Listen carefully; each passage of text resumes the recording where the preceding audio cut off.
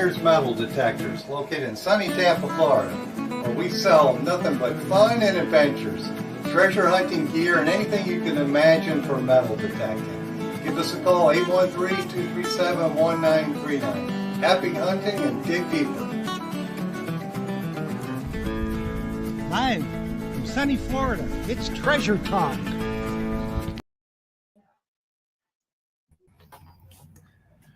Welcome, folks. Welcome to another exciting edition of Treasure Talk.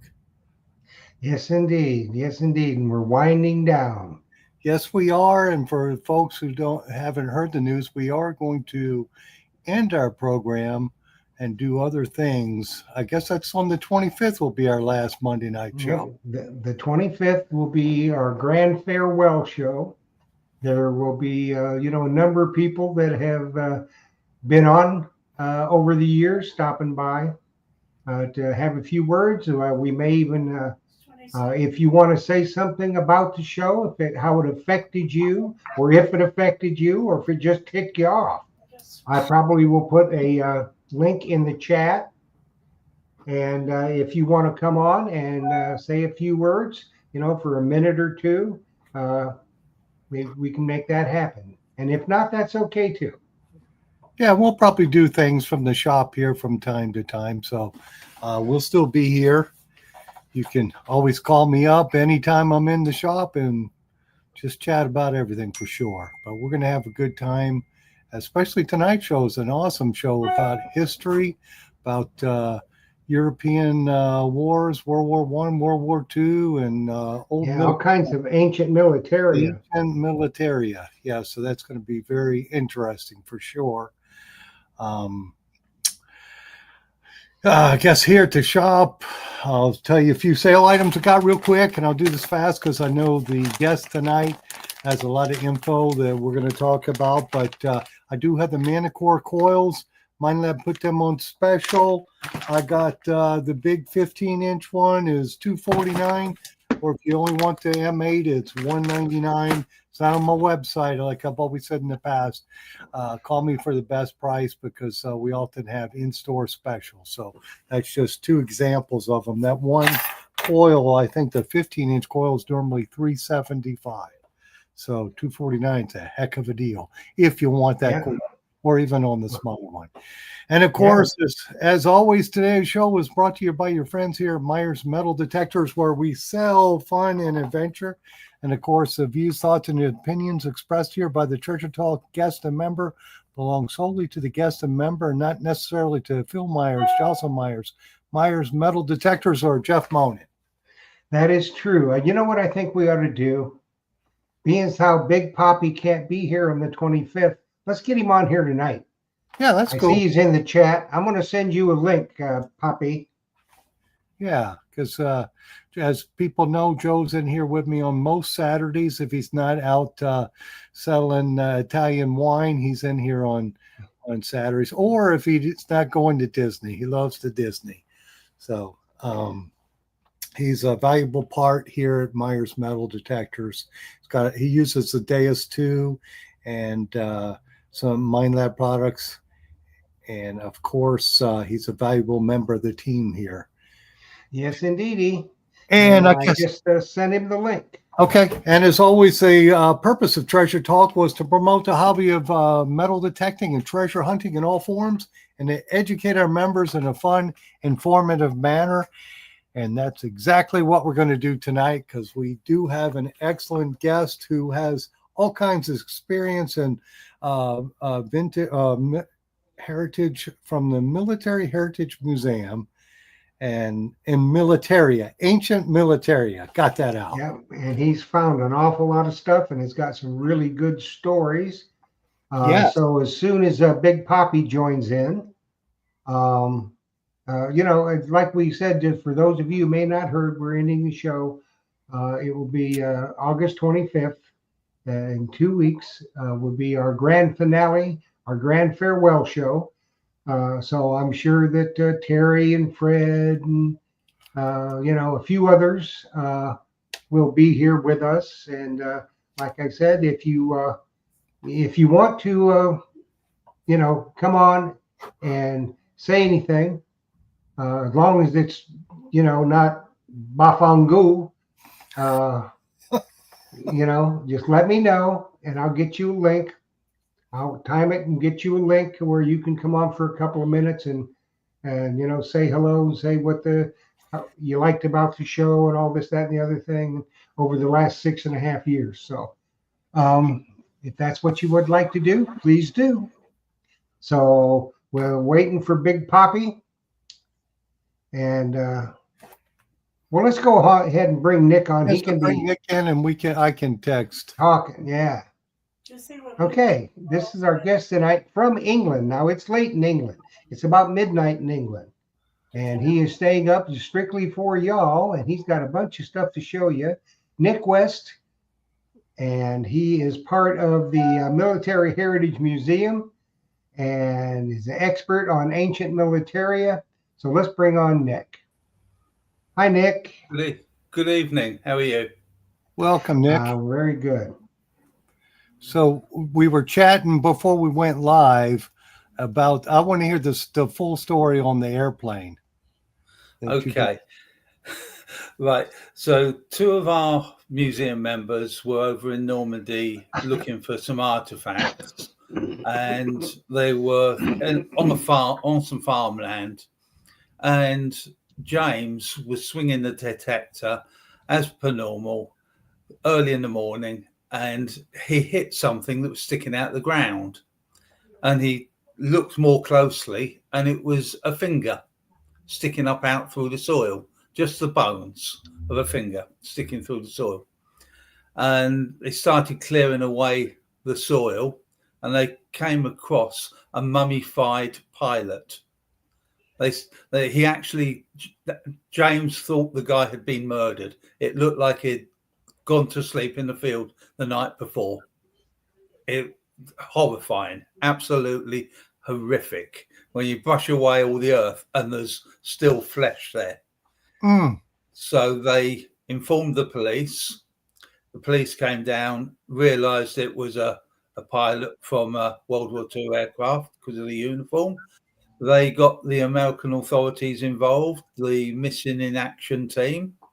They came out, and James and his brother were invited to take part in the search. And since then, we've found all of the bodies apart from the rear gunner. What happened is a very sad story. The pilot of the aircraft shouldn't have been flying. He had just landed back in England from a bomb run. He'd done his last tour. He was meant to be going home. He'd done his last tour, and they said, "We're short of a pilot. Can you take up another aircraft?" And he went, "Yeah, no problem." So he's flying over St. Lo, and bomb doors open. The anti-aircraft fire hit the bombs, blew the plane to pieces. Plane came down behind German lines, so the Americans couldn't get to where the crew were. They were all dead instantly, but they couldn't get to retrieve them. And by the time they'd pushed through the German lines, everyone had forgotten about the crew anyway. So they just got covered up with leaves and soil, and eventually they were found and have been returned home. Still looking for one guy, though. But that's the sort of thing that you find when you're metal detecting in Europe. There's, according to the American military, there's 72,000 missing American servicemen from World War II. That's sinking, 72,000. 72,000, yes. And since 1970 in Europe, we've found 1,000. So it's it's a lot of. That's not including the British that were missing and the Germans that are missing. There's so many still to be found. We'll never find. Yeah, I mean they were from many countries too, weren't they? Australia and Canada. I mean, just all over. Even Italians and Russians. Jamaicans, New Zealand. It was a world war, truly a world war. But I've got a piece of the plane here. So that is a piece of a B-26 bomber. That's part of the gun housing. Is that aluminum? Yes, yeah. And then down here we've got loads of it, but I just picked out a couple of bits. Piston from one of the engines. Huh. We've had permission to take this. We haven't just dug it up because the missing in action team were so pleased with the help they got, and they said, yes, take some bits away with you to put in the museum and tell the story. So that's what we've done. So it's a very sad story, but it gets told all over England by our museum, because we're a mobile museum. So we go to schools, we go to big county shows, we go all over. So the story gets told, and the guys aren't forgotten. Well, why did they think these guys were so well preserved? Was it something in the soil, or what was it?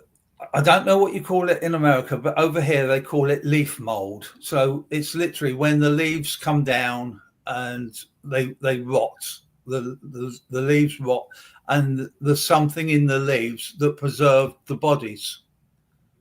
So it's almost really, like a bog, then, isn't it? No, no, not like a bog. It was really dry soil, but preserved like a bog. Yeah. Huh. But it was very, very spooky. Yeah. And then if you've got the picture with the rifle, do you know the picture in the display box with the rifle? That I don't have, I don't think. Now, Nick, let me go see. Do you still find World War I bodies? Oh yeah, all the time. Yeah, they are all the time. They're being found. The problem with the British bodies, the dog tags were made out of compressed paper, so like a cardboard.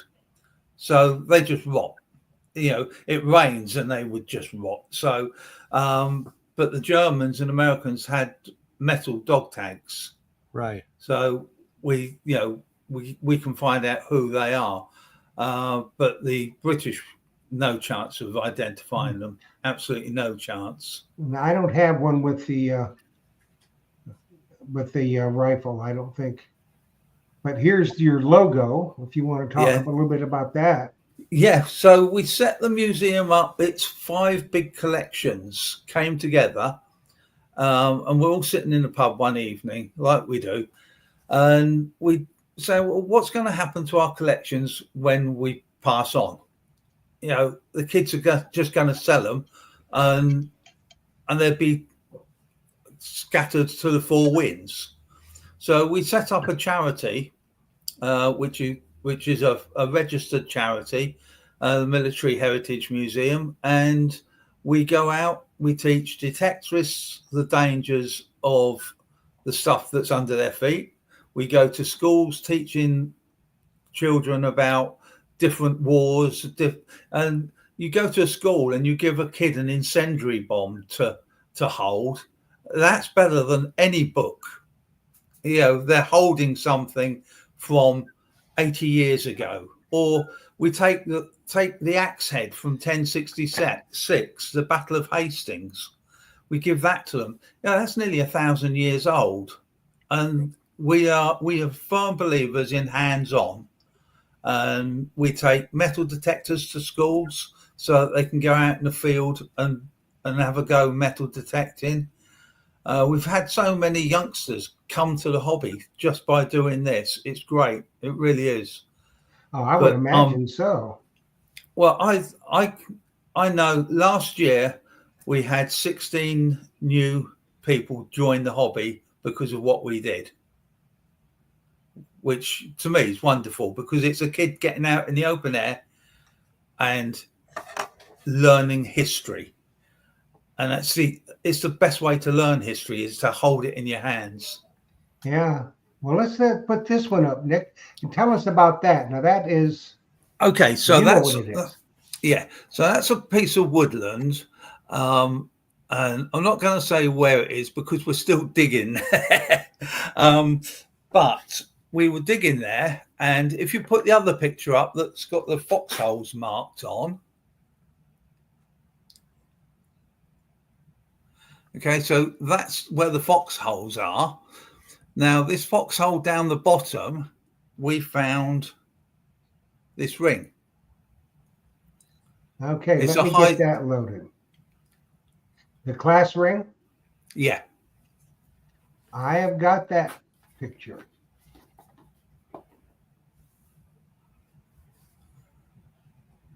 I'm going to have to read what it is because I keep forgetting. Right, where are we on this? Because I don't Looks have like the other Philadelphia High School, Yeah, it's a Philadelphia high South- school. South Philadelphia High School, Yeah, What- and it's dated 1939. 1939. We tried. We thought this has got to be returned. This has got to go back to the family. But all the records for that high school were destroyed in a fire. picture. Geez. So we don't know where to go next to try and return it. Well, yeah, that would be pretty difficult. Yeah. So We know the owner he would have been in the 29th Infantry Division because that's where they were fighting there from those foxholes, and the Germans were 200 meters away from them. So he was from the 29th Infantry Division, but we just can't find out who he was. We've tried everything. Did it have initials on the inside of it? No. Oh, geez. No. That's too bad. That And I makes- mean, I don't. You found it what, 3 years ago? That was, I think, 4 or 5 years ago. That one. I mean, look at the condition of that ring. It's just like new. Yeah. yeah. Well, it's Yeah. gold, so it'll come out just Well, like Yeah. Well, that's when they were yeah. still using good gold. yes. Yeah. I've got it there. Yeah. Yeah. We'd love to be able to get it back to the family, but we just hit brick walls every time. Every avenue we go down, we hit a brick wall. Well, there were so many guys, and just say, well, how about somebody from that division that was from Yeah. Philadelphia? Well, there could have been 300 people from Philadelphia. Yeah, exactly. But that goes on display when we do our D-Day exhibitions. That goes on display with them. We've got a marquee that we take round to these big county shows, and we fill the marquee. We have about 10 guys in the marquee talking to people about all the different bits we found. So, have you got the pictures there of the hand grenades in the boxes? Nope. You haven't? Nope. I don't. I can't find them. They were sent. Well, it might have been, Nick, but that don't mean I got Okay. them. All right. Okay. That's fine. Got lost in the internet. Okay. happens. So I will look and see if I got them now. But you've got them there with you, right, Nick? yeah, I've got some. Yeah. So Okay. we teach detectorists about the dangers of what they can find underneath their feet digging in Europe. You'll find this in England because the French trained in England as well. So this is a French hand grenade from the First World War. Now, if you were to dig that up and not know what it was, it looks like a part from a tractor. Yes, it does. So Like a coil you turn or it round, you can see the detonators inside. Yeah, it looks like it could be like a coil for a tractor. Yeah. Yeah. So if someone dug that up and it was live, I mean, it still could be blow them still up. could kill. Yeah, still could kill them, because what they used to have in here was dynamite. They used to have it would have been packed with dynamite. And when dynamite gets old, it sweats and turns to gelignite. So you hit it with your spade, one jolt, and it goes bang. Yeah. They're deadly. They are deadly. So I'm glad I've never found a live one. Oh yeah, for sure. So we've been out to Normandy. We've got a house out in Normandy that we use as a base, and we get called out all the time to go, and farmer might have found something, so we get called out. But we've got called to a chateau recently, and this chateau was used by the SS in World War II as an ammo dump, and we've been digging there, and we've come up with, so that's the detonator. You'd have trodden on that, or a tank would have gone onto the top of that. That would have been on top of a mine. So we've come up with loads of those. So there must have been arming mines there. Yeah. This is one of my favorites. Looks brand new. Yeah. So you look, still unscrews, pull it out, still got the cords attached. That's from an egg grenade, a German egg grenade. So that would have been in the top. You unscrew it, you pull that, it starts this burning, and then you throw your grenade, and then it goes bang. So there's so much of this stuff out there, and we're trying to find as much as we can to preserve it. Yeah. So, well, here's a picture that I was able to find. All right. Yeah. So the guy in the middle is the pilot of the plane that we found. And he was wearing the same jacket and his uniform, and that's And that's him right in the middle, and right? That's him right in the middle, and he looked like he'd literally curled up and gone to sleep, and there was still skin on him. You know, you could recognize him, and I've never seen anything like it. Yeah. You know, you think you're digging bodies from that far back, you think it would just be bone. Yeah, Most of the other guys, they were in bits because the anti-aircraft shell had hit the bombs and blown the plane to pieces. So most of them were in bits, but he was complete. So he was still strapped to his seat. Well, I imagine, Nick, the guys that found him, every time they close their eyes, they probably can still see him. Yeah, definitely. But sure. It's something that we try and do. We've been looking for a couple of Canadian soldiers. We know where they went missing. We know exactly. We've got 7 acres of ground to search. Left to search, should I say, and we know they're there somewhere, but it just depends how deep they are. So we're going to take out some ground penetrating radar with us next time. We'll find them and get them home. And what detectors do you use? Dan Backhouse wants to know that for the relics. Mine Lab, we use Nocta. We've got so many different detectors that we take with us because we don't know who's going to turn up. The call goes out, and you might get 2 people turn up. You might get 22 people turn up.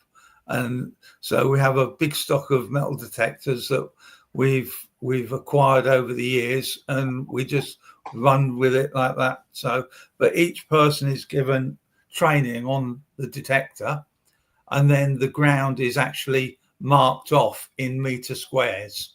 So that takes a long time to do before anyone even puts a detector to the ground. So that's one of our relic display cases. So the pistol, have you heard of the SOE? Uh-huh. So Special Operations Executive. That was Hitler's secret weapon. Basically, they went into Europe and set Europe ablaze.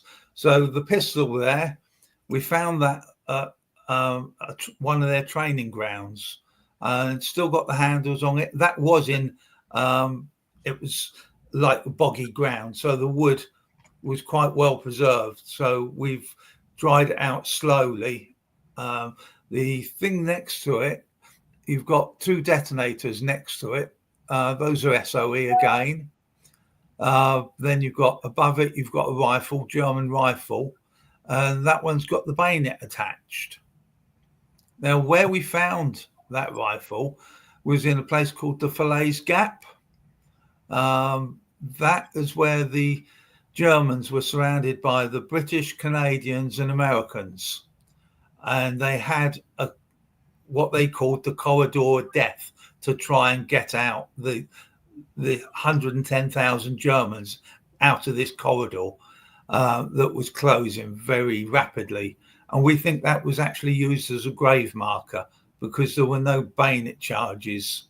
So we reckon that was used as a bayonet, as a grave marker. They put the bayonet on, stabbed it in the ground, put his dog tags around it, and moved on. Yeah. So, you know, you see there's lots of bits, you know. So you've got machine gun belts. You know, people that's from an MG42. So Hitler's buzzsaw. Yeah. So we find these all the time. But the museum has actually got the last surviving MG42 from Omaha Beach. Jeez. So that's crazy. You know, we were over there, about 7 years ago. Me and John were over there. I was in the cafe, our local cafe, and we're sitting there, and this Frenchman came up to us and said, "You're the 2 English guys that collect all the military stuff." Yeah. "I've got this American crap in my loft. Do you want it?" And we thought, oh, it's going to be another American helmet, you know. So he said, "Yeah, we'll come and have a look." So we went to his farm and went up into his loft, and sitting in his loft is an MG42 machine gun on the tripod with 12 cans of ammunition, 6 spare barrels, all the guys' helmets, and ready. It was loaded, ready to fire. Oh, geez.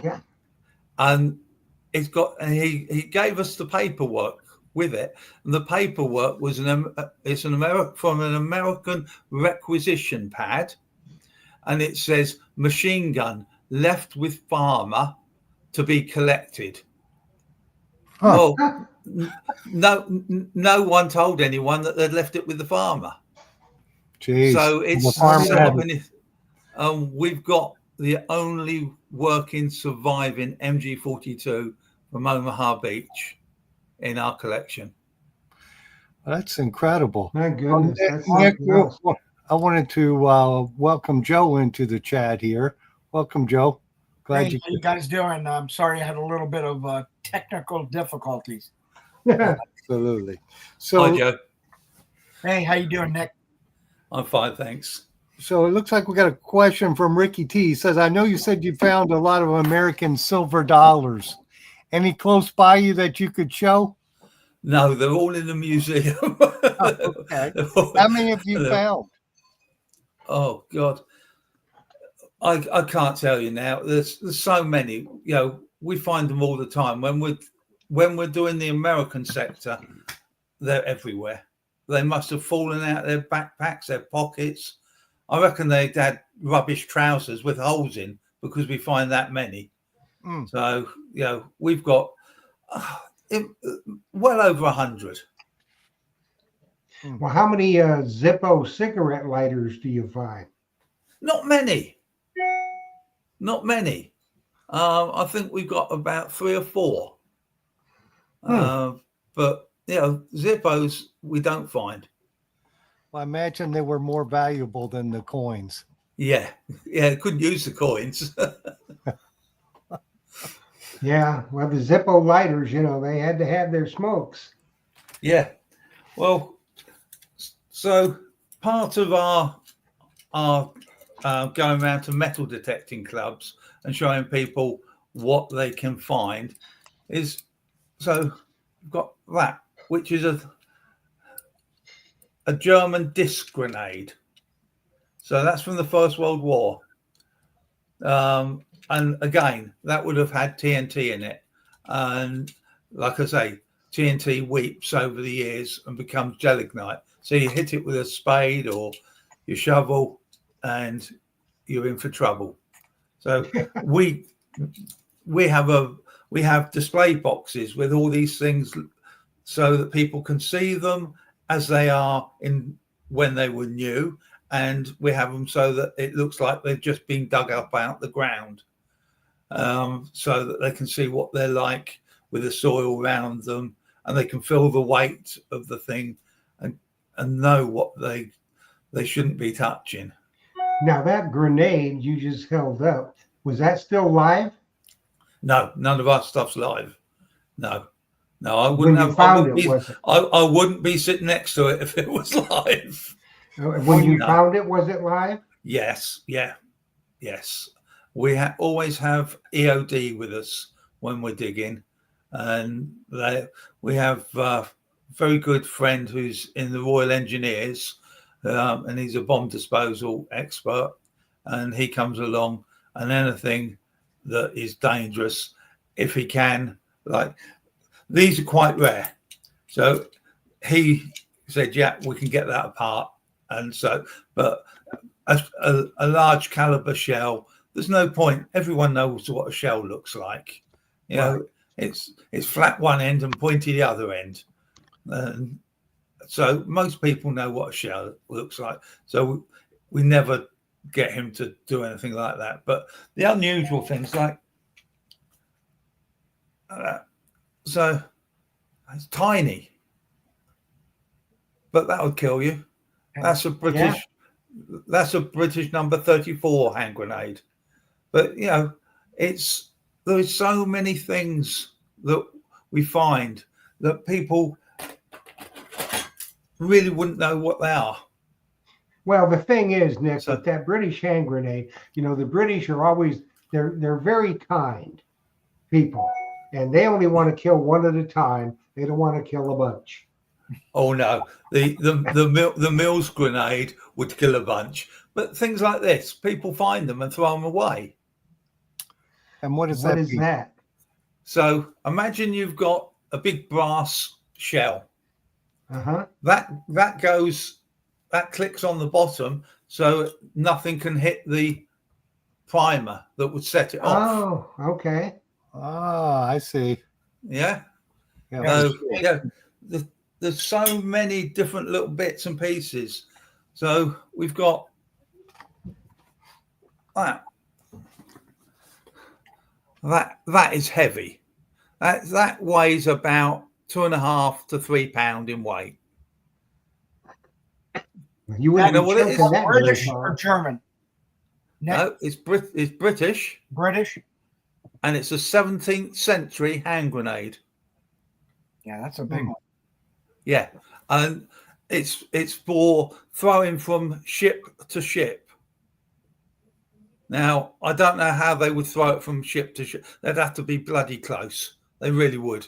Well, what was it when they were fighting ship to ship? It was fairly close quarters battles, wasn't it? Because the cannons weren't that accurate. No, for longer distance. So that was actually found at Portsmouth Dockyard.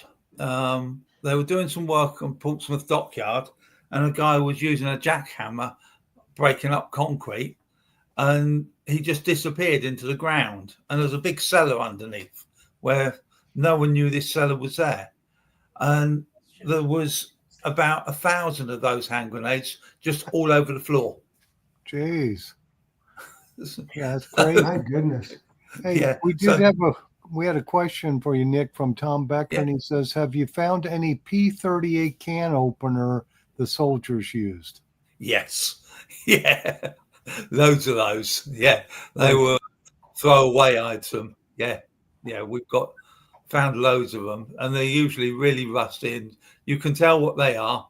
But we in our display, we have got rusty ones and A a new fairly one. good one. Yeah. But yeah, I found loads of those. Okay. Now, if people come to the museum, where's it located? Right, we're located in a place called Gosport, which is down on the south coast next to Portsmouth. But we've got a secure building that we don't let anyone in. We've got over £1 million worth of kit. So, you know, the MG42 alone is worth about £80,000. So we were looking for a building, and we found a building, and we looked into all the costs of running it, and it was astronomical. The heating, yeah. the insurance, and we thought, well, let's carry on doing what we're doing at the moment, and taking the marquee, setting the marquee up at big county shows all over England, and going to schools, and anyone that wants us to go along, we will go along. Now, are you going to be at Detective Hall? I was at Detective Hall last year, yes. And last year we saw 160,000 people. Well, we wouldn't get that through a museum door. Mm-mm. And the only overheads we've got is petrol. Yeah, that's the over. Yeah, so we're lucky. Now, we do have a question for you from Ricky T. Yeah. He says, "Do you guys do any magnet fishing for military items?" We've just started. We've literally just started. We were having a look at it on the internet. We thought there's a couple of rivers we know in France that we know there'll be a load of stuff in there. And first time we threw the magnet in, we pulled out a German gas mask container. That was the first thing that came out. It was very rusty, but we've pulled rifles out. We've pulled loads of stuff out. So yeah, we do. You know, but some we've of the only stuff, just if it started. Sinks down into the muck a little bit, yeah. could be fairly well preserved. Yeah. Yeah, that's true. We've eyed up a lake that we know the Germans were throwing lots of stuff in when they were captured. They were told to throw stuff in. We've eyed this lake up. We found the farmer. We've got permission. So in November we'll be going out to fish. Well, cool. Now, have you found any like treasure items that the Nazis took and hid? No, I haven't. We are going to be doing. Once a year we go somewhere completely different to Normandy. So we go Holland, but this year we're going to be going to Germany. So we're going to be going up near Berlin. And we're really looking forward to that, because you only have to put a detector on the ground and stuff comes up. I would imagine. So that would be interesting. And we're going to a place called the Silo Heights. So that's where the Germans were sitting on the Silo Heights, and the Russians came across from Poland and attacked Germany, and it's covered, absolutely covered in stuff. So we've got permission. We do. Anytime we go anywhere, we spend a year before getting the permissions, so that we're not doing it illegally. Because there's a lot of these YouTubers go on there, and you see hundreds of YouTube videos, but you never see their faces because they're doing it illegally. Yeah. Yeah. Well, Ricky T wants to know. He says he would pay a reasonable fee to come over, do some magnet fishing under your guidance. Are you looking for any cheap free labor? If he wants to, if you pass my email address on to him, I will then do that. then he can send me an email and we can have a chat. Cool. So, Well, I so imagine most of these countries like France and Germany, the government probably doesn't want you metal detecting, do they? the French government, they, because of the aeroplane and the American government getting involved and the missing in action team getting involved, it got very big very quickly. So the French government have given us this authorization paperwork to say that we're allowed to go anywhere in France and detect, which is never been done before. Right. It's just Wow. it's unheard of, because if you go detecting in France for military items, World War One, World War Two, there's a huge fine. You're talking about €4,000. Plus, they will seize any equipment, and that includes your vehicle, and you don't get them back. And a prison sentence. But Yeah, you don't want that. because we're trying to find the missing, they're okay with us. Holland, you're allowed to detect in certain places if you've got the right permission, and Germany the same. Russia, I went to Russia detecting. I just did that the one time. I found an Enigma machine. Oh my gosh. So you know what an Enigma machine is? I do. Yeah. So Yeah. I knew I wouldn't get it out of the country. I just knew I wasn't going to be able to get it out of the country.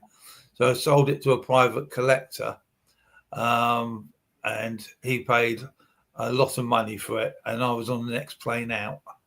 So I'm not going back to Russia. Right. Well, we've got this statement from Digging Buddy. He says, "Hey, folks, we talking trebuchet tonight or what? I don't quite understand that one. Do you, Phil? No. A trebuchet. I know what trebuchet is. What is it? Bad. Right. So when the back in the olden days, when we're talking back in the days of the knights on horseback, the trebuchet was like a great big catapult that would throw the rocks at castles. Oh, okay. So, now yeah, I know that's what a you're talking trebuchet. about. So no, we're not that far back. How far back would that be? What years? Oh, 1400s. 1400s. Yeah, even earlier, 1200s. But we do go back further than that. We've got stuff from the Carthaginian wars. We've got stuff from Roman. We've got a Roman sword, which was dug up, which is fantastic. A Roman gladius sword. We've got stuff from, like I said, Battle of Hastings, when the French invaded England in 1066, and William the Conqueror took England. So if you hang on, I'll just get a piece. Okay, cool. So, Joe, I didn't get a chance to welcome you, so we're welcoming you now. No, it's definitely my pleasure coming on. This is definitely a show that's near and dear to my heart. Made so many interesting friends out there, and you guys have had some wonderful guests. And, a chapter of the book, unfortunately, is closing. But with that, new chapters open, right? Right, guys? Yeah, they do. They do indeed. So, Nick, we had a question for you from Dirt Clod Metal Detecting. You were talking about the permissions that you were getting from the governments and stuff, and she wants to know, is that the same for private property? Oh yes, yeah, Okay. yeah. You with this piece of paper that we've got, you go to any farmer and they look at it and they just go, "Okay, fine." Like to have one of those. Paper. It's fantastic. But we've got You got that, which That's is an axe head, isn't it? that's an axe head, but that was used at the Battle of Hastings in 1066. So That split a few skulls open, I'm sure. yeah, Yeah, it's but big, isn't it? yeah, it is big, but we had it. We gave it to the archaeologists. The archaeologists did something called X-ray fluorescent spectrometry on it, where they bombard it with X-rays. Then they can read what is coming up, what minerals are in there, and all the different things, where the iron came from, everything. And it was made 2 years before the Battle of Hastings, and it is a Saxon axe head. So it's not a French one, it's English. Yes. Oh, good. So, Oh, that's cool. and They had then, to have strong arms to wield those suckers, oh let me God, tell you. yeah, that lives on my coffee table at the moment. I'm building a display for it. So, but have you ever heard of Rorke's Drift? I The have. Zulu Wars. Oh, yeah, the Hmm. Zulu Wars. Yes. Have you seen the film Zulu with Michael Caine? Yes. I just watched that about 2 weeks ago. Yeah. I'd seen it years ago. I Okay. rewatched it. There you go. That's it. That's one of the spears. That's an assegai. That is a Zulu spear. That was dug up at Rorke's Drift. BBC went out to make a documentary, and one of the cameramen was a very good friend, and he took a detector out with him. We showed them how to use it, and one evening, while they were all sitting in their caravans and not doing any filming, he was out with a detector and he came across the spearhead. And he put it in his bag and brought it home for us. Oh, geez. So yeah, we've got stuff from all over the world, literally all over the world. That's We've got interesting. powder flasks from the American Civil War. We've got muskets from the American Civil War. Well, you name it, we've got it. That's what the question we had there from Louis Villarreal. He says, "Do you find a lot of firearms and weaponry other than munitions?" And you're just answering it now. Yeah, lots. So I thought I'd sent you the picture. I've built a display case of how we found this rifle. So we got a signal, and we started digging down. First thing that came up was an oil bottle that goes in the butt of the rifle. Then we found the rifle. Then we found the ammunition that would have been in the magazine. And then we found a hand grenade, and we found bits of the sling, the metal bits of the sling. And I've built a display case with grass on the top, and it's like a cut through of the earth, showing the rifle in the earth. We take that around. That always gets lots of people interested. No, I bet. But That's neat. yeah, we've got so many rifles. We actually started giving rifles away to kids. We got that many. If a kid shows a lot of interest and they prove that they collect militaria or they're into metal detecting, we'll give them a rifle because we've got that many. So Now, I was going to ask you, Nick, I'm sure you probably find a lot of dog tags. yes. It's, I was thinking about that ring. It's just too bad that there wasn't dog tags with it. Oh, I think that's fallen out of a pocket. I don't think he had that on. I can't, because it would have been, if he'd been killed, maybe it would have been on his finger and he was killed and it was lost. And dog tag stayed on him, but I don't know. I like to think it fell out of a pocket and he got home. Yeah. I like to think that too. Yeah, for sure. But dog tags, we always get them back to the owner, the families. And you find them from all the countries too, don't you? Oh yeah, German ones you can't return. All the German records were destroyed in a huge fire which was caused by the British and the Americans bombing. So all those records are lost. But yeah, the American dog tags that we find, we get back to the families. Some families don't want them, but most families do want them, and I think it's only right that they go back to the families. Well, I do too. Yeah. Yes, absolutely.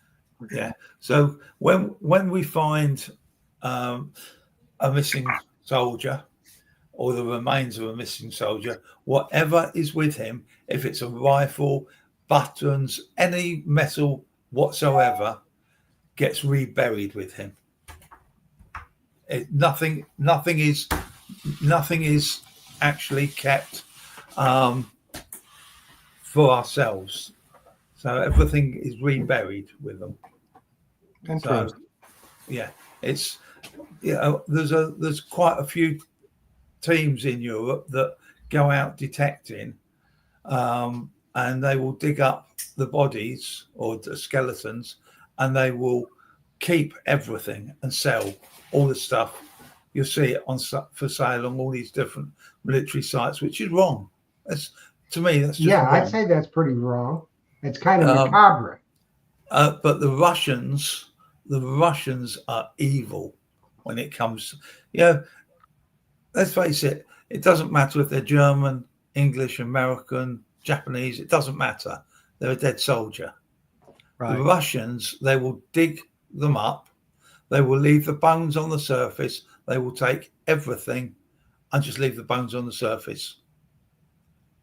And I won't even rebury it. I just can't understand that mentality. Well, no. That's what are you going to do? Can do. That you and your team are doing it the right way, and that's kind of making up in a smaller way for those idiots that don't know. Yeah. But there's the digging in Russia now. It's all run by the criminal gangs because they know the amount of money that is in militaria. You're talking of a German helmet that's been dug out from a battlefield now goes for about £1,000, which is crazy money. Yeah, and I don't think you can sell that on eBay, if I'm not mistaken. No, but there's lots of sites on the internet where you can buy stuff. You've only just got to type it in and it'll come up. Yeah, but I know, like US and British and whatnot, you can collect those insignias and buttons and whatnot. Yeah, but just not the Nazi stuff. No. You can collect all the Nazi stuff in England. We've got a huge collection of Nazi stuff, and when we go to all these different shows, we always take the Nazi stuff with us because we believe that if you tell both sides of the story, you get a full picture. Yeah. We don't glorify the swastika. Nothing's glorified. This is what they had. This is what they would have worn. This is what they would have used. Nothing's glorified. We don't glorify war at all. Well, you can't. And, a lot of people don't realize they want to hate. They hate the German people. But I have to tell you, and you agree with me, I'm sure, those German guys, those German boys, they didn't want to fight the British. They didn't want to fight the Americans. They didn't want to die. They were doing what they had to do because their country said, you are drafted, you are going to fight. So otherwise, you have to do what you have to do. Yeah, it's just like the British soldiers. They didn't want to fight. Neither did the Americans. They didn't want to go over there to die. But that's like the way it was. But it's like always. It's politicians. Yes. Yeah. People at the top for sure. Yeah. But we try and educate people. Like I say, we get school children, we hand them an item, like I said, an incendiary bomb. We give a class an incendiary bomb, and it'll go around the class, and you say, okay, how many of those were dropped on Portsmouth in one night? And they were all 10, 15. And when you tell them 40,000 were dropped in one night on one city, it's, and they're holding one. That's the best way to teach history, by far the best way. Yeah, when they It see it in your hand. goes in and it stays in. Mm-hmm. Now, we covered this just a wee bit because Rick Tumbleson wanted to come over there and offer his services. Now, if there were, half a dozen people that wanted to come over there and offer their services to you for a period of time, is that something you would entertain? We are actually looking at doing holidays in France to do it at the moment. Okay. So, Well, I just make this announcement here. We got a couple of weeks left, and I'll keep monitoring the email address. If you have an interest in going over there and hunting for militaria, send an email, thetreasuretalkshow@gmail.com. Let me pop that up there, and we'll compile it.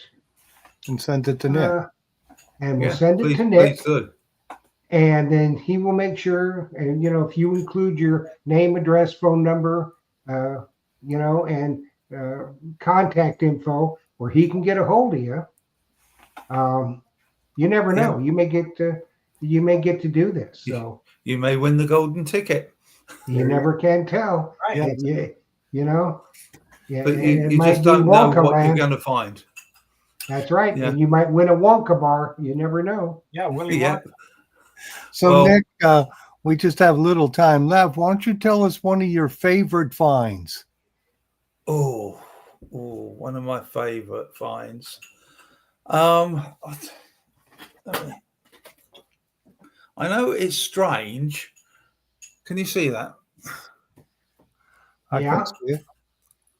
Yeah, it looks like some kind of a key or something. No, this is part of a fence, and that is a complete cartridge embedded in it. Oh my gosh. That's the wood fence? Is that what it is? Yeah. So this Oh, is a wooden part of a wooden fence, and that's a whole cartridge embedded into it. There must have been one hell of an explosion to do that. I was just thinking that it would have to be. I've got so many finds that but it's unusual things like that I like. Yeah, I'm with you on that. Yeah, it's just quirky, it's just a bit strange. But that was found it was called Hill 112 in Normandy. Very bloody battle. But it's just things like that bring it home to you that how hard it must have been fighting. Yeah, I mean, I've been to Normandy, the beaches in Normandy. Yeah. And in the pillboxes up there in the bunkers, which are sad. But if you go down on the beach, it's a beautiful, beautiful beach. And Yeah. it's to think, if you think back to that time, it's almost unconscionable. The terror in the people landing on the beach. Yeah. The terror in their hearts and their minds. 81 years ago. Yeah, 81 years ago. And my wife's father was at Normandy Beach. He was a captain, merchant captain. He wasn't fighting, but he was hauling gear over there, I guess. But it looks like our hour is just about gone. It is gone, and we're reiterate just real quick. If you have an interest in going over under Nick's supervision to hunt for militaria, and know right up front that it will be under his supervision. If you act out and don't do right, he'll boot you. Yep. Send us an email at treasuretalkshow@gmail.com, and we will compile them, get them to Nick, and you never know, he may be giving you a call. So be ready. And digging, buddy, get your passport and gear, buddy. It don't take much. I've got one question for you, if I can. You can. So, okay, your show's ending on the 25th, did you say? Yes. Yep. So are you both off to do completely different, or? No, I'm What's still here happening? at the shop. I've got the metal detecting store, of course, and Jeff and I have been doing it for 6 years, and we're a little Yeah. Tired, I should say. Tired. Yeah. Just kind of weary because it takes a lot of work. Takes I a lot put in of probably work to 30, pull this off. 35 hours a week on the show. And, Yeah. you know, I'm Yeah. getting up there a little long in the tooth. And I want Yeah. to take a little bit of time now this fall and winter to do a little more detecting and Yeah. I don't blame you know, you. do some I don't things, do blame some you. more traveling with the wife. So I think we're just gonna, you know, we're still doing good. We're, you know, every Yeah. week, but I think it's time for us to take our leave. There Yeah. you go. Well, So, I know exactly how you feel because the museum takes up so much of my time. yes. And yeah, well, I will say thank you for the shows you've done, and good luck with whatever you're going to do in the future. And Nick, we We want to thanks Nick very much, and sure. I know you'll be getting some calls from some other people. Yes. Okay, brilliant. And if anyone wants to donate to the museum to keep us going, it's on the Military Heritage website, which is themhm.org. Very, very good. Very good. That is great. And Nick, I can't thank you enough for staying up late. No, that's And, all right. It's what is it? 1:05 Yeah, it's and making one of our last shows spectacular, No, as you no, did the thank last you time for, you were here. a thank pleasure. you for having me. Pleasure, Nick, It's been meeting you. great, and For sure. hopefully we'll meet in the flesh one day. Absolutely. You never can tell. You never No. can tell. We may just show up over there and say, "Hey, yo, Nick, can you take us out detecting, man?" All right. Okay. All righty. Good night, everybody. Okay. Good Good night. night, folks. Great show, night. guys. Thank you Yes, for having good me night. on. Well, I want you back next week, Joe. All right. Yeah, I just Okay. I apologize for not being able to be there the 25th. for That's the all right. Closing, but I got a wine dinner I'm doing, so That's all right. Go get that vino. I got to sell that. Wine comes Vino. first. Absolutely. That's right. Vino Veritas. All righty. We'll see y'all later. Thanks, Okay, everybody. later. Happy Okay, hunting. thanks. Dig deeper. And remember, if Phil doesn't have it in stock, you don't need it.